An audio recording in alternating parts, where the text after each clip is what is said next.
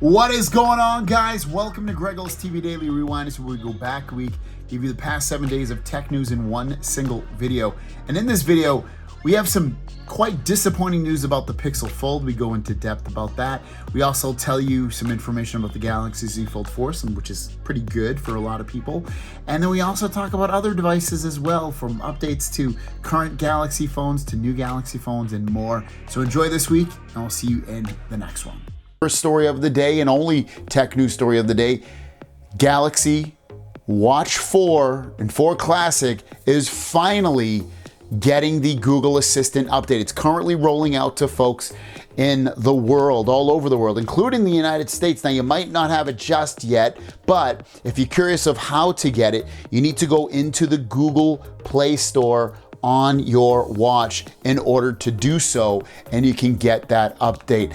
I haven't used my watch in a while, so I haven't tried it, but what I'll do is I'm gonna grab it after this, and if I still know where it is. So bad, I've never used the thing.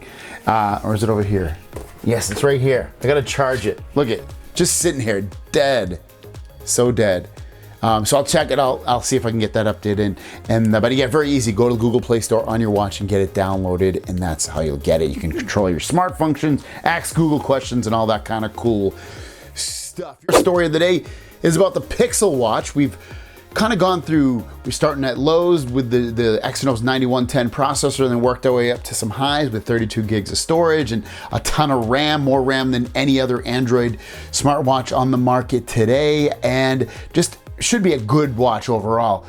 But some more information has leaked out today, and it looks like this information that's coming out is that the Pixel Watch stopped by the FCC here in America, and it revealed that it's going to have an LTE model and Wi-Fi as well, and a USB-C charging cable. So obviously USB-C charging, yeah, that's obvious, right? I assume at this point. And then LTE, again, kind of an obvious. Usually don't release a watch unless you have a Wi-Fi model and an LTE model. Obviously 5G doesn't really need to be in it. It doesn't need that much speed to do all the crazy things that it needs. LTE is gonna be plenty fast. So if you want the LTE model, it looks like that will launch come this October with the Pixel Watch. Next up is about this, the Galaxy Z Fold 4 though. This time, this is the Z Fold 3. Z Fold 4, the Crease. You guys freak out, some of you guys freak out about the Crease. Oh my God, it has a crease. What is Samsung doing? Why would they release the phone? It bothers me so much. I hate it.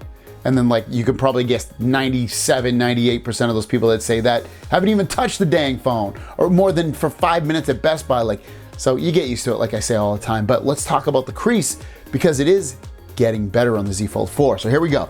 The tweet's coming from Ice Universe saying that the Crease of the Z Fold 4 looks slightly better than the Fold 3, but you can still see the crease. The screen looks smoother. So for all you folks that are completely bummed out about the crease, it still will be there on the Z Fold 4.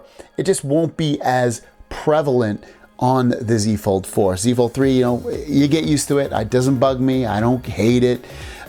Z Fold 4 would be a little less, seemingly so far, a little less, you know, in your face, if you want to call it that way, or maybe you'll feel it a little bit less on there. But yeah, there you guys go. Z Fold 4 for some good news popping out about that. Story of the day is about Nothing. That's right, the Nothing phone, and when it's potentially going to be launched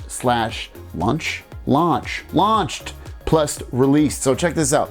So this is coming from Ben Geskin, but Ben Geskin's pulling it from a tech site, and it says the Nothing Phone 1 could launch on July 21st with a price of around 500 euros. I believe that's euros. I always get messed up with those symbols. I think it's euros.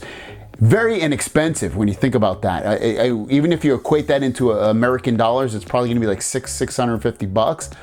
So it makes me think, is it gonna have a really new processor? Is it gonna have 12 gigs of RAM? Is it gonna have IP rating? Is it going to have fast charging? Is it gonna have this? Is it gonna have that? So it's kind of a low price, but I'm curious to see what they do. And if you don't know who the Nothing team is, the guy that started OnePlus is now the head of this company. So it should be pretty cool. And they have some earphones you can pick up right now through their website. Next up is this, check it out. It's what the iPhone 14 Pro is going to look like in purple. It's coming from the folks over at Front Page Tech. It's showing this off. We've seen what the iPhone 14 Pro is going to look like, but I thought it'd be cool to see what it's going to look like in purple, because if I pick it up, probably pick it up in this purple color. I really like these light lilac looking purple colors. They look really, really nice.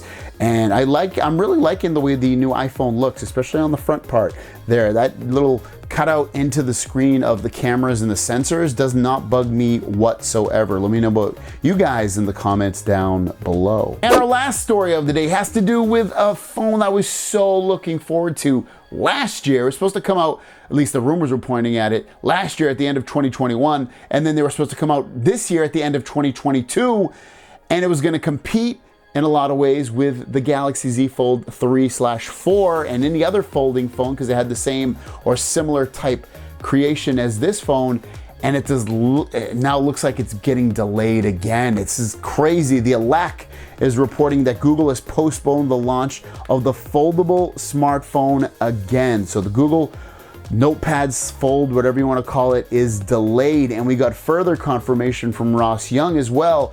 He said that he's hearing from multiple sources in their supply chain that Google foldable launch was delayed until next spring. So that's literally a year away. Like, you're 2022 we're in now, and it's still the spring. You're talking one full year away. That's how crazy this is, and that's going to be. It's sad because I was so looking forward to this, and I want some competition for this phone, at least here in America, some real competition. I love this phone, but if you watch my video today that I released about it. Story and only story of the day is about this, the Galaxy Watch 4 and Watch 4 Classic. Now, we talked about the Google Assistant update already coming out for this, which I'll admit, I still haven't updated my watch. I haven't even turned the damn thing on. I still got to do that. But a cool thing is happening right now. So you can actually sign up for the beta in some places of the world. I know United States you can. And you can get beta software on here to get potentially new features that aren't out for everybody just yet. So check this out. The way it works basically is that you would end up registering through the Samsung Members app on your phone. So make sure you go to the Samsung Members app. Once you're in the Samsung Members app, log in with your Samsung account if you're not already logged in. Once you're logged in, you want to go to Notices, and then registration for the One UI Watch Beta program. Complete and submit the application form. If you meet the participation criteria, you will be enrolled in the One UI Watch Beta program. If you are enrolled in the beta program successfully, update notifications will be sent at the start of beta. To install the beta software on your device, just select Settings, Software Update, download and install. You will also use the update menu in the Galaxy wearable app. Beta software options are rolled out gradually to One UI Watch Beta program participants. So again, any new features that'll be coming out for the watch, you would end up getting them first. So if you want to take advantage of that, try it, guys, because you can on the Watch 4 and Watch 4 Classic, depending on if you meet the criteria, and it's been released in your neck of the woods, so kind of cool. The next story has to do with the next image sensor, aka camera. That would be the main camera of the next Galaxy S23. S23 Ultra, most likely. As you know, for the last 2 or 3 years, I guess it's actually 3 years, we've had the 108 megapixel camera sensor. It's been kind of updated or whatever, but it's still 108 megapixels. And currently in the S22 Ultra, that's what we have. But the S23 Ultra, there's been rumors, I don't know if this will end up coming true, but there's been rumors of a 200 megapixel camera sensor on the back of this. And ultimately, Samsung has just put a video out about this camera sensor that they're going to be releasing. And basically the gist of the video, if you watch it, is that Samsung is coming out with a 200 megapixel camera. And, you know, if you're just taking a regular photo of somebody, maybe, you know, of the way I look right now, it might look very similar to some other phone they have, even with a 108 megapixel sensor. But when you zoom in, you keep that quality and you get really, really good looking photos. That's where it really is going to come down to. The bigger the megapixel, the more you can zoom in and not lose quality. So I think that's going to be a big selling point if the 200 megapixel camera does come out on the S23 Ultra, as some rumors have been saying, making it, you know, another reason to be like, whoa, look at my phone. It has this huge megapixel count and yours only has whatever, 60 or 50 or 32 or something crazy, versus 200 just sounds massive. And it's potentially a good selling point for a phone. Is it ultimately necessary? It remains to be seen, but still kind of a cool thing that potentially is coming out to the S23 Ultra. Story of the day is about the Galaxy Buds Pro 2 and what to expect from them. And most of the stuff we've talked about before, but so it's a little bit of more of a refresh for you guys in case you didn't hear or you just didn't know. So let's talk about it. So here it is. The tweet is coming from the Galax, and he kind of puts things into a nice little tweet for us saying that the Galaxy Buds Pro will be released alongside the Z Fold 4 and Z Flip 4 and Watch 5 in August. I mean, if you buy all those, it's going to be a very expensive month. And they will bring improvements to battery life, microphone quality, active noise cancellation, and more. I mean, I think I did a video recently on the things that I want improved for the Galaxy Buds Pro 2. Active noise cancellation definitely being one of them. Also, the fit in your ear would be another one of them. And then if you can give me better battery life and better microphone quality and more, I'm totally in. It's something I'm definitely probably gonna pick up anyway. I love the Buds Pro 2. Are you gonna pick those up? Let me know in the comments down below. Next up is about the successor to the Galaxy Z Fold 3, and that being the Galaxy Z Fold 4. And we have some cases showing that the aspect ratio of the phone will be wider, just like we've been seeing in renders that have been coming out. Now, this tweet is coming up from Ice Universe, who is showing us these photos of the Fold 4 and the Fold 3 and how the Fold 4 will be a little bit wider, like I said, versus the Fold 3, which is always gonna be a nice thing, and this one of the things that I need the most ultimately on here is that wider aspect ratio. And then here is another photo showing the phones side by side, or the cases I should say, side by side on what they'll potentially look like and what you'll get with that. So I'm stoked for this, so stoked, more stoked than anything else, because I love the folding phones. They're just so fun and exciting, and it has to get wider. Not so much this, you know, this bigger display, but the outside display has to get bigger and wider. It's just so, it looks awkward. It's like, look how skinny it is, and then you open this up. It just doesn't look, to me, it doesn't look proportionate, and it's something that's definitely needed to be fixed in the 4th generation for sure. Our first story of the day has to do with the Pixel 6 and 6 Pro, or the successors for this, if you want to call them that, the Pixel 7 and Pixel 7 Pro, and what to expect with the, let me open this up, displays of this phone, because one of my pain points with the Pixel 7 and 7 Pro is that it doesn't get overwhelmingly bright like a Samsung phone, to the point where you bring this outdoors, even when you have it at max brightness, it's pretty hard to see, at least for me. If you're young and get really vibrant eyes, you might be absolutely fine. But for me, the halfway point of power with brightness on this is very underwhelming, and then even when you push it all the way up indoors, completely fine at that point. But I usually have to keep this at 80% to even make it feel like it's at the 40 to 50% range of what a Samsung phone can do. I just love the brightness of Samsung phones. Without further ado, let's talk about what we learned today. Now, this is coming out of 9 to 5 Google. You can tell from the headline where it says the Pixel 7 and 7 Pro poised to use the same displays as the Pixel 6 series with slight tweaks. And ultimately what they go on to say is that the display sizes will remain the same, as will they keep the 120 hertz refresh rate. They don't talk about the brightness, unfortunately. So I'm thinking it's probably going to be the same at the end of the day. It's probably going to be the same exact brightness as this, is my guess. I hope I'm dead wrong, but it won't surprise me, just because of the fact of the history of Pixel phones. They've always been kind of dim displays, unfortunately. Now, to add on to that, they're adding some kind of 1080p mode. They don't know exactly, even though like the Pro version will have a 1440p display, they're also adding a 1080p mode to it, so that potentially it can conserve battery maybe when it goes into low power settings or something like that. I know Samsung phones can already change resolution down to 1080p. Beyond that, it's probably going to be mostly software tweaks to the display itself. It's seemingly, though, the same displays. So if you didn't like the display on the Pixel 6 and 6 Pro, you're most likely getting a almost identical display on the 7 and 7 Pro.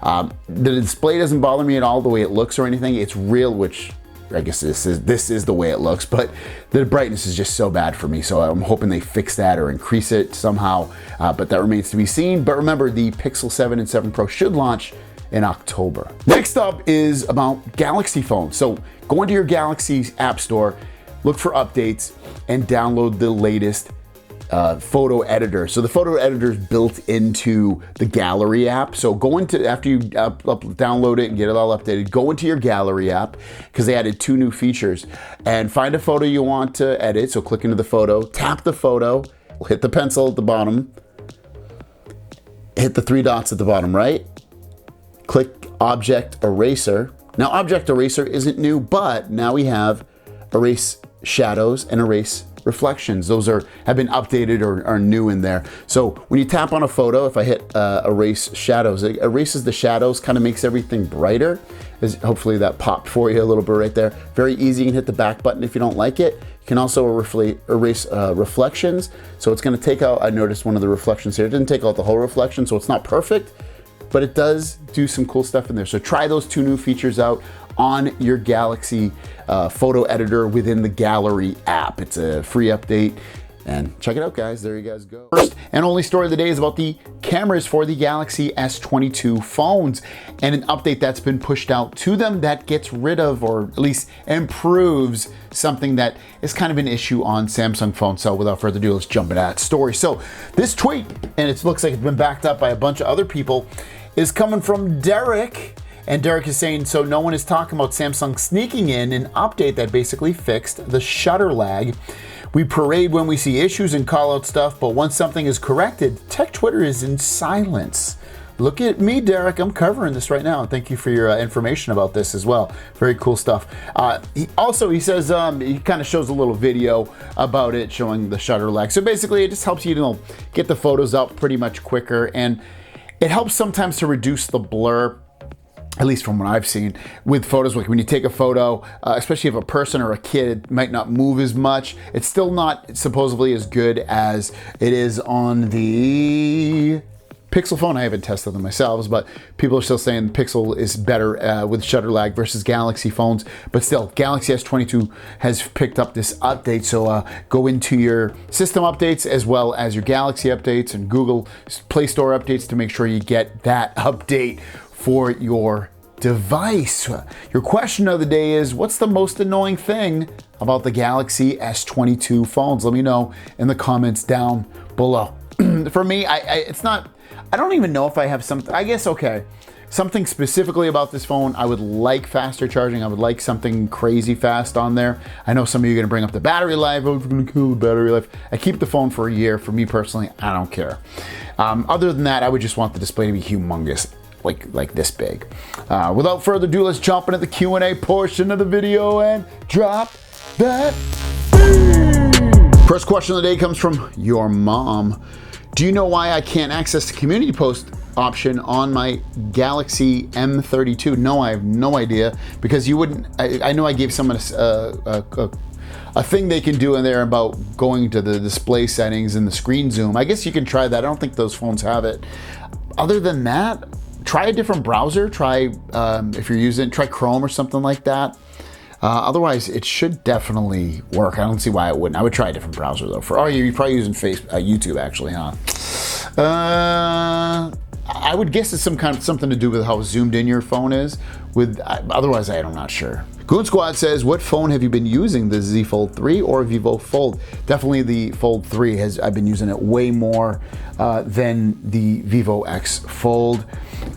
Vivo X Fold will be a secondary kind of device for me at this point. And our last question comes from Albert. Says, hey Greg, so I play a lot of emulated games on my Z Fold 3. What's a good controller and or attachment for gaming? I've been looking at the GameSir X2. What's your opinion?